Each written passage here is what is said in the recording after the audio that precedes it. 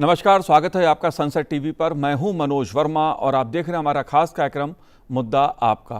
राष्ट्रीय जनतांत्रिक गठबंधन की संयुक्त बैठक शुक्रवार को हुई। इस बैठक में नरेंद्र मोदी को तीसरी बार सर्वसम्मति से नेता सदन के रूप में चुन लिया गया। संसद भवन के सेंट्रल हॉल में बीजेपी के वरिष्ठ नेता राजनाथ सिंह ने नरेंद्र मोदी को नेता सदन के रूप में चुने जाने के लिए प्रस्ताव रखा, जिसका सभी नवनिर्वाचित सदस्यों ने मेजे थपथपाकर स्वागत किया और अपनी सहमति प्रदान की। टीडीपी प्रमुख चंद्रबाबू नायडू, बिहार के मुख्यमंत्री नीतीश कुमार, जनता दल सेक्युलर सहित राजग के तमाम गठबंधन के दल के नेताओं ने नरेंद्र मोदी के नाम का समर्थन किया। बैठक को संसदीय दल के नेता चुने जाने के बाद नरेंद्र मोदी ने संबोधित किया और राजग सहयोगी दलों का आभार जताया। इस मौके पर नरेंद्र मोदी सहित घटक दलों के नेताओं ने अपने संबोधन में कई महत्वपूर्ण बातें कहीं।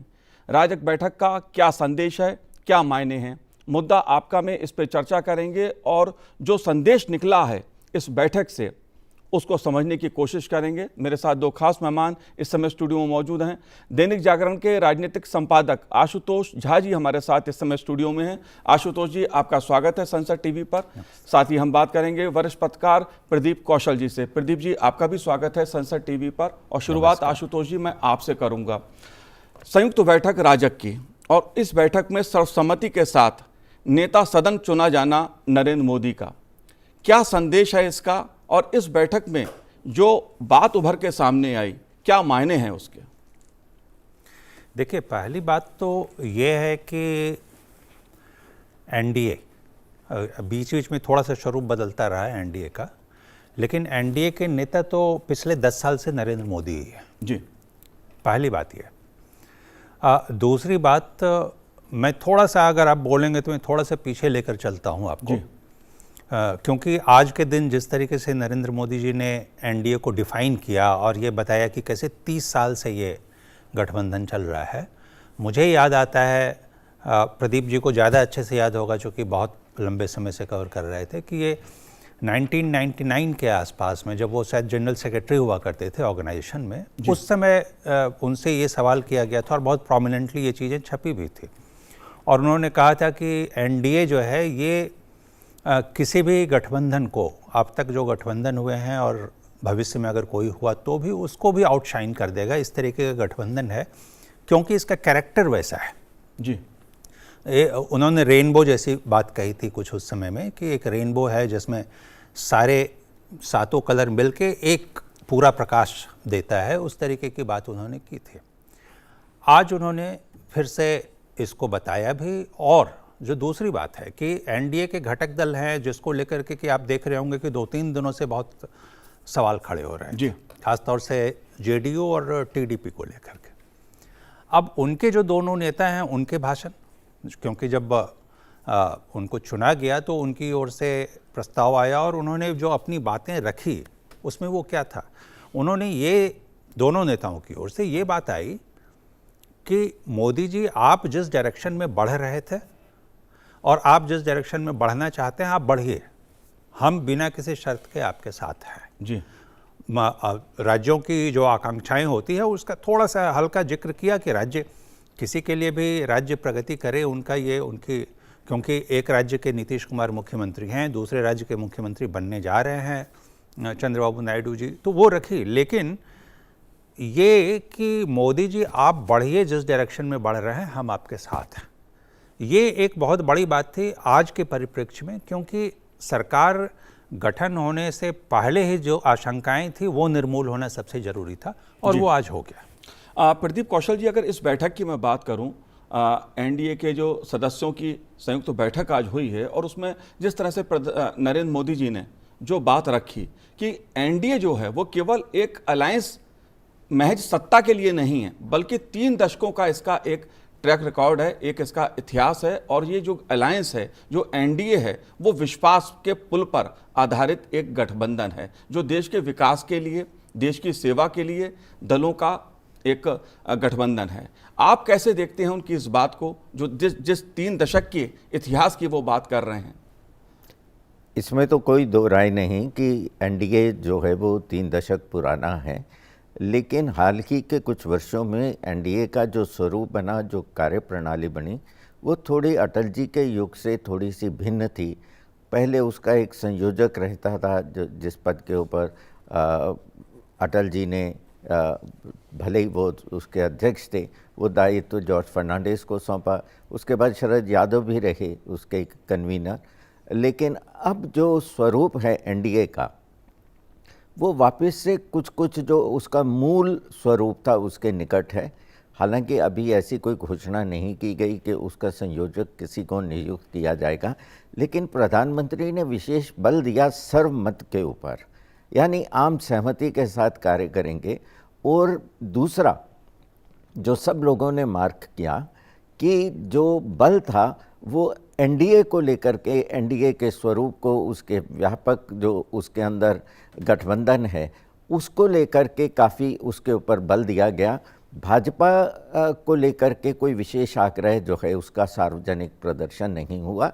और दूसरी बात, जो दो प्रमुख सहयोगी दल हैं, जनता दल यूनाइटेड और तेलुगु देशम, उन दोनों दलों के नेताओं ने भी पूरे तरीके से समर्थन दिया और अपने सहयोग देंगे उसको लेकर के आश्वस्त किया सबको। तो जो अटकलें हाल ही में लगाई गई थी इन दोनों दलों की भूमिका को लेकर के, जो विरोधी खेमे के द्वारा विशेषकर लगाई गई थी, उनको पूरी तरीके से विराम दे दिया गया जी। दोनों ने खुले मन से प्रधानमंत्री को समर्थन देने की, उनका सहयोग करने की जो है वो घोषणा की। जी आशुतोष जी, एक महत्वपूर्ण बात प्रधानमंत्री जी ने अपने संबोधन में और कही। उन्होंने कहा कि जो एनडीए अलायंस है वो अगर भारत के राजनीतिक इतिहास की बात की जाए, उसमें कई बार गठबंधन बने, चुनाव से पहले भी बने, चुनाव के बाद भी बने, लेकिन एनडीए गठबंधन एक ऐसा गठबंधन है जो सबसे सफल अलायंस गठबंधन कहा जा सकता है, जिसने देश का नेतृत्व किया है। और लगातार 10 वर्षों से केंद्र में एनडीए की सरकार का नेतृत्व स्वयं प्रधानमंत्री नरेंद्र मोदी जी ने किया और तीसरी बार भी जनादेश एनडीए को मिला है। सफल अलायंस का क्या तात्पर्य है? देखिए, अगर अलायंस की बात करें तो आप वाजपेयी एरा से पहले के अलायंस की बात तो छोड़ दीजिए, वो तो खैर कितना इनस्टेबल था कि सबको पता है कि जब चंद्रशेखर जी बने थे और कांग्रेस ने बाहर से सपोर्ट देकर के सरकार बना दी थी तो उस समय क्या स्थिति थी। कोई प्रधानमंत्री 4 महीने में हट रहा है, कोई प्रधानमंत्री 9 महीने में। विश्वनाथ जी अपने वीपी सिंह साहब जो हैं वो 11 महीने तक खींच कर ले गए थे। गुजराल साहब बीच में थोड़े दिनों के लिए आ गए थे। बिल्कुल इनस्टेबिलिटी। अब आप देखिए, अगर मनमोहन सिंह जी के टाइम के गठबंधन को भी देखें तो जो फर्स्ट टर्म था उनका यूपीए 1 जिसको बोलते हैं, उस समय में जिस तरीके से खिंचाव था, हालांकि वो लेफ्ट बाहर से सपोर्ट था, लेकिन जिस तरीके का खिंचाव था, और मुझे याद है कि हर हफ्ते एक कोई कोऑर्डिनेशन मीटिंग होती थी और लगता था कि इस हफ्ते शायद कुछ हो जाएगा, ऐसा कुछ होगा कि पता नहीं गवर्नमेंट कहीं गिरने तो नहीं लगेगी। गवर्नमेंट, प्रधानमंत्री, क्योंकि देखिए जब आप बना रहे हैं तो आपको प्रधानमंत्री पे भरोसा होना चाहिए। आपका जो प्रधानमंत्री का विजन है, आपको एक लिबर्टी तो उनको देनी पड़ती है कि प्रधानमंत्री अगर इस तरीके से सोच रहे हैं, कैबिनेट इस तरीके से सोच रहा है, तो हमें देखना चाहिए कि चीज़ें आगे बढ़ें। लेकिन वहाँ बार बार खींचा जाता था। प्रधानमंत्री कोई फैसला ले रहे हैं, एक तरीके से कुछ घोषणा परोक्ष रूप से हो भी गई है तो भी एक बार की विड्रॉ करना पड़ रहा है। शुरुआती दिन से ही ये लगने लगा था कि ये गवर्नमेंट बहुत वीक है जी। और आप याद कीजिए 2014 में जब ये सरकार जाने की बात हो रही थी, चुनाव हो रहा था, तो सबसे बड़ा आरोप क्या था उस गवर्नमेंट पे कि इनडिसाइसिव गवर्नमेंट। 10 साल तक एक सरकार चल रही है गठबंधन की और वो फाइनली जो सबसे बड़ा आरोप लगा उन पे वो इनडिसाइसिव, यानी वो सरकार काम ही नहीं कर पा रहे थे। दूसरी तरफ आप देखिए, वाजपेयी जी के टाइम से ही देखिए, वाजपेयी जी का पहला जो 1999 से 2004 का जो टर्म था उसमें भी बहुत खिंचाव था।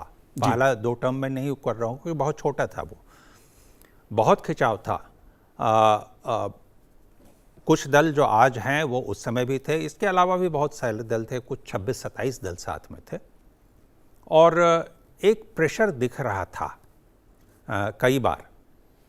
और इसलिए आप देखिए कि जो बीजेपी के का जो अपना कोर एजेंडा था उस पे बीजेपी गवर्नमेंट, जबकि वाजपेयी माने जाते थे कि एक ऐसे लीडर हैं जो सबको साथ ले करके सबको मना सकते हैं, वाजपेयी जी की बात को लोग मान सकते हैं और वो अपने एजेंडा को कहीं ना कहीं पूरा करेंगे, नहीं कर पाए। जी, आप 14 से लेकर के अब तक देखिए, एनडीए सरकार थी, ये सच है कि वो मेजॉरिटी की गवर्नमेंट थी बीजेपी की और इसलिए वो ज़्यादा मजबूती से काम कर सके, लेकिन जो बड़े रिफॉर्म्स के भी मुद्दे हुए या ऐसे मुद्दे जिस पे कि लोग डरते थे या सोच नहीं पाते थे, 370 जैसे मुद्दे, उसमें एनडीए से परे जाकर के भी एक समर्थन जुटाने की कोशिश हुई और हुआ। वो लगता था कि राज्यसभा में तो ये बिल्कुल नहीं हो सकता, जो कि ठीक है, आप लोकसभा में बहुमत में हैं, लेकिन उस गवर्नमेंट ने ये ताकत दिखाई कि वो परे जाकर के भी एक समर्थन हासिल कर सकता है अगर नेशनल इंटरेस्ट के कुछ सवाल आते हैं। जी, मुझे लगता है मोदी जी शायद इसी चीज़ को दर्शा रहे थे और ये दोनों पुराने हैं, ये दोनों जेडीयू और टीडीपी, ये तो बहुत ही पुराने वाजपेयी टाइम के अलायंस पार्टनर्स रहे हैं। जी, नीतीश जी तो उस समय रेल मंत्री भी थे कुछ दिनों के लिए। जितना मुझे जितना याद आता है, 1996 में तेलुगु देशम पार्टी चंद्रबाबू नायडू ने राजग गठबंधन में शामिल वो हुए थे और 1996 से लेकर अब तक उनका रिश्ता बीजेपी के साथ, एनडीए गठबंधन के साथ किसी ना किसी रूप में बना हुआ है। प्रदीप कौशल जी, मैं आपसे भी ये बात इस पहलू को समझना चाहूँगा, क्योंकि देश के सामने दो गठबंधन रहे हैं। आज इंडी गठबंधन बना, चुनाव से पहले कांग्रेस के नेतृत्व में बना, और उससे पहले कांग्रेस ने 10 साल यूपीए सरकार चलाई, लेकिन बीजेपी के नेतृत्व में 3 दशकों का एक गठबंधन लगातार चल रहा है, राष्ट्रीय जनतांत्रिक गठबंधन। 10 साल से प्रधानमंत्री नरेंद्र मोदी उसका सफलतापूर्वक नेतृत्व कर रहे हैं। तीसरी बार सर्वसम्मति के साथ एनडीए ने अपना नेता चुना है नरेंद्र मोदी जी को। ये अलायंस की जो सफलता है, जिस तरह बीजेपी अलायंस को लेकर चलती है, आप इसको कैसे देखते हैं राजनीतिक संदर्भ में, सरकार चलाने के संदर्भ में, गठबंधन सहयोगियों को साथ लेकर चलने के संदर्भ में? देखिए, भाजपा के पास एक लंबा अनुभव है एक गठबंधन को चलाने का, उसका निर्वहन करने का। उसके पास उस प्रकार का परिपक्व नेतृत्व है। जो दूसरा गठबंधन है वो खड़े पांव तैयार किया गया, जो वैकल्पिक एक गठबंधन के तौर पे चुनाव में उतरा। तो आपने देखा होगा कि अभी गठबंधन जो है वो चुनाव में उतरने की तैयारी कर रहा था, तो ममता बनर्जी जो हैं वो उससे अलग हो गई। उन्होंने घोषणा कर दी कि मैं तो हमारी पार्टी तो अलग चुनाव लड़ेगी, और चुनाव वैसे हम गठबंधन के साथ हैं, लेकिन पश्चिमी बंगाल के अंदर उनकी पार्टी अलग चुनाव लड़ेगी। कांग्रेस और जो वामपंथी दल हैं उनके साथ हमारा कोई समझौता नहीं है। इस प्रकार का गठबंधन जो है वो कोई बहुत अच्छा संदेश लोगों को नहीं देता है, लोगों को आश्वस्त नहीं कर पाता कि आप मिलकर के काम चलाएंगे, सरकार चलाएंगे। इसमें लोगों को काफ़ी शंका रहती है। दूसरा उदाहरण आप देखिए कि पहले जो आम आदमी पार्टी और कांग्रेस के बीच में समझौता हुआ वो एकदम आधा अधूरा था। दिल्ली में, गोवा में, हरियाणा में तो गठबंधन हुआ, लेकिन पंजाब में दोनों दल एक दूसरे के सामने खड़े हो गए। तो ऐसा लोग जो है वो बड़ा असमंजस के साथ देखते हैं कि पंजाब में तो आपका गठबंधन है नहीं, आप परस्पर विरोधी हैं, और सीमा पार करते ही अगले राज्य में आप आते हैं तो फिर आप गठबंधन में हैं, और फिर दिल्ली में आते हैं आपका गठबंधन है। तो इस प्रकार की जब स्थिति होती है तो आप निष्कर्ष क्या निकालेंगे, उसके लिए मुझे लगता है कोई ज़्यादा सोचने की आवश्यकता नहीं है। और हाल ही में हमने देखा कि इधर चुनावों की गिनती जो है वो पूरी हुई, परिणाम आए, और गोपाल राय जी जो मंत्री हैं आम आदमी पार्टी की सरकार में दिल्ली में, उन्होंने घोषणा कर दी कि अब अगले जो विधानसभा के चुनाव होंगे उनमें हमारा गठबंधन नहीं होगा। माने इधर चुनाव संपन्न हुए हैं और एक तरीके से आपने गठबंधन को तोड़ने की घोषणा कर दी। राजधानी में जहां आपने मिलकर के लोकसभा का चुनाव लड़ा था, वहीं आप कह रहे हैं कि हमारा गठबंधन आज से समाप्त है। तो जब इतना अल्पकालिक आपका एक दूसरे के साथ सहयोग है, तो उससे क्या संदेश जाएगा सरकार चलाने की मिलकर के, वो तो बड़ी दूर की बात है। दूसरी तरफ आप देखेंगे तो इनकी जो कार्यशैली है राजग की, वो बड़ी व्यवस्थित है। उसमें पहले से एक दूसरे के साथ विचार विमर्श करना, हालांकि नीतीश जी को आपने देखा होगा कि वो बीच में थोड़े थोड़े समय के लिए भाजपा से अलग भी हुए, लेकिन उनका जो अनुभव था, जो दूसरा गठबंधन उन्होंने किया, वो लेकर के वो संतुष्ट नहीं थे, इसीलिए वो वापस राजग के साथ चले आए। ऐसे ही चंद्रबाबू नायडू हैं, जब आशुतोष जी अभी उल्लेख कर रहे थे कि 96 में वो साथ थे, आप भी चर्चा कर रहे थे उसकी, तो बाहर से समर्थन दे रहे थे। उन्होंने मंत्रिमंडल में भागीदारी नहीं बनाई थी। हाँ, अध्यक्ष का पद बालायोगी जो उनकी पार्टी के नेता थे उनको दिया गया था, तो वो बीच में अलग भी हो गए। अलग होकर के उन्होंने, बल्कि एक समय ऐसा आया जब ये कहा कि हमारा तो भाजपा से गठबंधन था, शायद हम इसलिए हार गए। लेकिन अब सारे खट्टे मीठे अनुभव लेने के बाद वो एकदम, आपने देखा होगा, एक स्थायी भाव से भाजपा के साथ जुड़े हैं जी। तो ऐसा लगता है कि ये स्थायित्व का जो भाव है, जिसका साफ साफ आप प्रदर्शन देख रहे थे आज सेंट्रल हॉल में, वो स्थायी होगा, वो बना रहेगा, ऐसा लगता है। आज जिस तरह से चंद्रबाबू नायडू ने नरेंद्र मोदी जी की प्रशंसा की, तारीफ की, उनके नेतृत्व की प्रशंसा की, कहा ग्लोबल लीडर हैं आप, और लोकप्रियता की बात उनकी की, सुशासन की बात की। नीतीश कुमार जी, जनता दल यूनाइटेड के जो नेता हैं, बिहार के मुख्यमंत्री हैं, उन्होंने तारीफ की प्रधानमंत्री जी की, किस तरह से उन्होंने सेवा के कार्य किए हैं, गरीबों के लिए काम किए हैं। आशुतोष जी, चंद्रबाबू नायडू जी का ग्लोबल लीडर बताना, नीतीश कुमार जी का सेवा भाव का प्रकट करना कि प्रधानमंत्री जी ने सेवा के साथ देश का नेतृत्व किया है, कैसे देखते हैं? क्योंकि चंद्रबाबू नायडू जी और नीतीश कुमार जी को लेकर एक जो संदेश निकला है, वो मजबूत एनडीए का निकला है बाहर, जिसको लेकर इंडी गठबंधन कई तरह के सवाल उठा रहा था। देखिए, बिल्कुल, अब ग्लोबल लीडर तो क्या है कि ये तो पिछले 10 साल में पीएम ने दिखाया है ना। ये तो उनको अब रिकॉग्नाइज किया जा रहा है, वर्ल्ड फोरम पे इनको रिकॉग्नाइज किया जा रहा है कि he is a global leader. Global issues को कैसे रिजॉल्व करना है, उसमें इनका पार्टिसिपेशन कैसे हो, ये इंश्योर करने की कोशिश होती है। अभी अगले 2 दिनों में फिर से वो विदेश जाएंगे ही, वो G7 की मीटिंग और अलग इश्यूज़।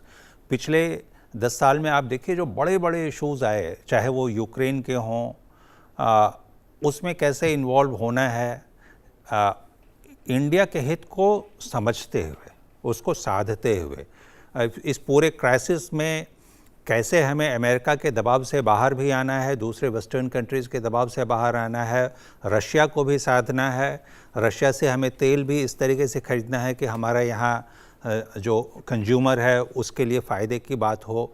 तो ये तो उन्होंने प्रूव करके दिखाया है। वो जो नायडू जी बोल रहे हैं वो वही बोल रहे हैं जो दिखा है पिछले 10 साल में।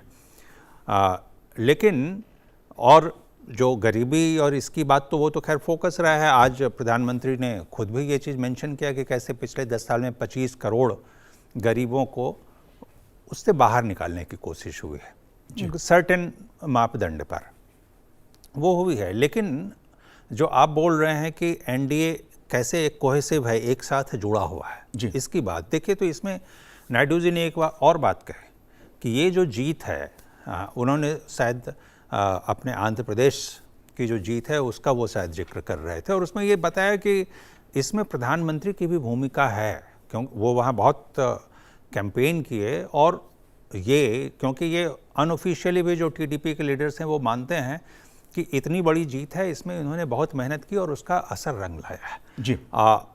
एनडीए पार्टनर्स को जितना, यही जो आपने बात कही ना कैसे डिफरेंट है ये, तो ये डिफरेंट ऐसे ही है कि यहाँ बीजेपी का एक लीडर, बीजेपी का सबसे बड़ा स्टार कैंपेनर दूसरे पार्टी के एमपीज़ को जिताने के लिए जी तोड़ कोशिश करता दिखा, ये है। तो इसीलिए ये एक जुड़ाव है जो बहुत नेचुरल अभी दिख रहा है जी, और बहुत स्मूथली ये चलेगा, ऐसी संभावना जताई जा रही है जी। जाहिर सी बात है, चुनाव पूर्व बना गठबंधन है, 3 दशक पुराना गठबंधन है एनडीए का, और उसका नेतृत्व प्रधानमंत्री नरेंद्र मोदी कर रहे थे। उनके नाम पर एनडीए ने भी प्रचार किया, उनके नाम पर वोट जनता से मांगे, और जो जनादेश आया है 2024 का, बहुमत से अधिक सीटें बहुमत से अधिक सीटें, स्पष्ट बहुमत एनडीए को मिला है नरेंद्र मोदी जी के नेतृत्व में। इसलिए पूरा एनडीए ने एकजुट होकर नरेंद्र मोदी जी को नेता अपना चुना, उनके नाम का समर्थन किया। लेकिन प्रदीप कौशल जी, एक महत्वपूर्ण बात मैं और आपसे समझना चाहूँगा, क्योंकि प्रधानमंत्री नरेंद्र मोदी जी जब आज सेंट्रल हॉल आए, उन्होंने संविधान को नमन किया, माथे से लगाया। क्या संदेश है, क्या संकेत है? लेकिन साथ ही उन्होंने कई बात और भी कही अपने संबोधन में कि विपक्ष के कुछ दलों ने देश को गुमराह करने का काम किया। कई बार उन्होंने इसका उल्लेख किया और ये कहा कि देश के लोकतंत्र के लिए झूठ और गुमराह करने की राजनीति ठीक नहीं है। क्या मायने हैं इसके? देखिए, पूरे चुनाव अभियान में हमने देखा कि एक विशेष प्रकार का प्रचार किया गया इस बात को लेकर के, इस आरोप के साथ कि प्रधानमंत्री की मंशा संविधान में बहुत संशोधन करने की। हालांकि अगर आप इसको बिल्कुल व्यावहारिक स्तर पर देखें तो संविधान में संशोधन 100 से अधिक हो चुके हैं, लेकिन एक संदेश देने का प्रयास किया गया कि भाजपा शायद आरक्षण जो है उसको लेकर के कुछ और मंशा मन में पाले हैं। तो बहुत सारे लोगों को लगा कि शायद संविधान बदलने के चक्कर में कहीं आरक्षण समाप्त नहीं किया जाए। तो प्रधानमंत्री ने, हालांकि हमने पहले भी देखा है कि उन्होंने संविधान को बहुत असाधारण सम्मान दिया है हमेशा, लेकिन इस बार आपने देखा कि वो एक तरीके से प्रतीकात्मक प्रतिबद्धता जो उन्होंने दिखाई कि मेरे लिए संविधान सर्वोपरि है, संविधान हमारे लिए शिरोधार्य है। तो एक तो ये संदेश देने की कोशिश की गई। दूसरा, एक बात और जो किसी ने मिस नहीं की, वो ये है कि नीतीश कुमार जी ने जिस समय अभिवादन किया प्रधानमंत्री का, तो झुककर जैसे चरण स्पर्श की मुद्रा में हैं ऐसा लगा, लेकिन प्रधानमंत्री ने तुरंत उनका हाथ थाम करके उनको रोक दिया। तो ये दिखाता है कि किस हद तक जुड़ाव महसूस कर रहे हैं नीतीश जी और भाजपा जी। दूसरी बात का उल्लेख जैसे मैं उसमें जोड़ना चाहूँगा, जो ग्लोबल लीडरशिप की बात हो रही थी, तो चंद्रबाबू नायडू का जो पिछला कार्यकाल था उसके अंदर एक विशेष उनका लगाव, उनका आग्रह देखा गया इंफॉर्मेशन टेक्नोलॉजी के प्रति। उन्होंने हैदराबाद का बहुत विकास किया और एक समय तो इतनी स्पर्धा बड़े, मैं मानता हूं कि बड़े स्वस्थ तरीके से दिखाई दे रही थी बेंगलोर और हैदराबाद के बीच में। तो उनके कार्यकाल के समाप्त होने के बाद हैदराबाद का उस प्रकार से जो उसके ऊपर आग्रह था आईटी को लेकर के, वो उतना दिखाई नहीं दिया। प्रधानमंत्री ने आज अपने भाषण में विशेष तौर पे उल्लेख किया कि विश्व का पूरा परिदृश्य जो है, आर्थिक परिदृश्य, उसमें परिवर्तन हो रहा है, उसमें बड़े अवसर भारत के सामने खुलने वाले हैं।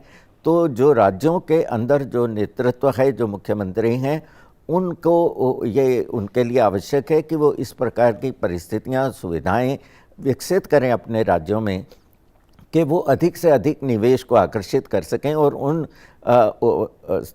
जो अवसर मिल रहे हैं उनका भरपूर लाभ उठा सकें। उस दृष्टि से अगर आप देखें तो चंद्रबाबू नायडू मुझे लगता है सबसे उपयुक्त व्यक्ति हैं इस प्रकार का लाभ लेने के लिए। और आंध्र के लिए वो क्या करने की क्षमता रखते हैं इसका कुछ आभास हम सबको है। तो मैं मानता हूँ वो जो ग्लोबल लीडरशिप के ऊपर उन्होंने विशेष बल दिया, उसका सीधा सीधा संदेश ये है कि भाई अब ये अवसर खुल रहे हैं तो ऊपर प्रधानमंत्री, नीचे मुख्यमंत्री, दोनों में अगर सामंजस्य हो और अवसर सामने हो और दोनों में आग्रह हो उस अवसर को बनाने का, तो ये सबसे अच्छा इस समय उपयुक्त समय है। आशुतोष जी, एक और महत्वपूर्ण बात जिसका उल्लेख नरेंद्र मोदी जी ने अपने संबोधन में किया वो था आदिवासी समाज को लेकर, जनजाति समाज को लेकर। वो इसलिए उन्होंने उल्लेख किया कि देश में 10 ऐसे राज्य हैं जहां पर जो जनजाति समाज है, आदिवासी समाज है, वनवासी समाज है, उसकी संख्या बहुत प्रभावी है और उसमें से 7 राज्यों में एनडीए का शासन है। इसका क्या संदेश है, क्या मायने हैं इसके? देखिए, खास तौर से जो दूसरा टर्म था मोदी जी का 2019 से लेकर के अब तक का, उसके पहले भी चीज़ें हो रही थी, इसमें उनका फोकस बहुत ज़्यादा दिखा था कि आदिवासियों का कल्याण कैसे होना चाहिए। बहुत सारे कानून तो आए ही थे जिसमें कि उनको कैसे उन्हें हक मिले, उन्हें सम्मान मिले, वो चीज़ें थी ही, लेकिन उनका मनोबल और कैसे बढ़े। अब देखिए, उसी टर्म की बात है जिस समय कि राष्ट्रपति के रूप में अभी हमारी जो आज की राष्ट्रपति हैं मुर्मू जी, उनको लाया गया था। तो जो उनके गांव तक, जनजातियों के गांव तक, क्योंकि वो गरीबों से ज़्यादा मतलब था, लेकिन जाहिर तौर पर उनमें भी गरीबी बहुत बड़ी संख्या में है, उन तक कैसे सुविधाएं पहुँचें, उन्हें लाभ पहुँचे, वो मेन स्ट्रीम में जुड़े हुए नज़र आएँ, वो खुद को सशक्त महसूस करें, ये चीज़ें थी। और अब चूँकि चुनावी हार जीत से बहुत चीज़ों का आकलन होता है, कई बार चुनाव में बहुत कुछ रिफ्लेक्ट नहीं होता है, लेकिन ज़मीन पर असर होता है। तो अब गुजरात में जिस समय का चुनाव हुआ था अभी 1 साल पहले, तो गुजरात में वो दिखा था कि ये रिफ्लेक्ट होकर के बहुत तेज़ी से आया था, क्योंकि वो एक वर्ग था, एक हिस्सा था वहाँ गुजरात का, जहाँ से जनजाति जहाँ ज़्यादा समूह में रहते थे, वहाँ से वोट बीजेपी को नहीं मिला करता था।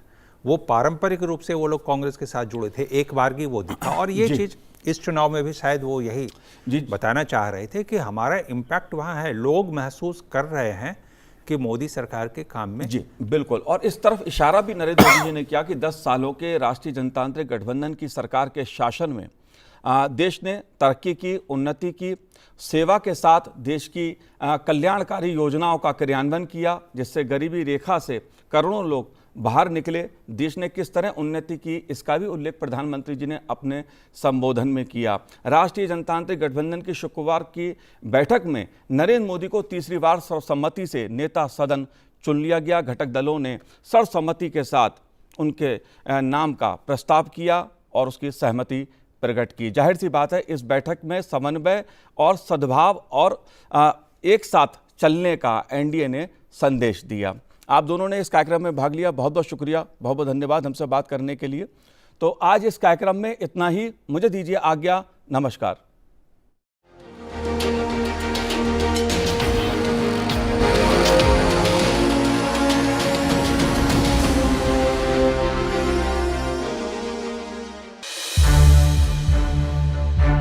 To watch more programs of Sansad TV, subscribe to our YouTube channel and don't forget to like and share them.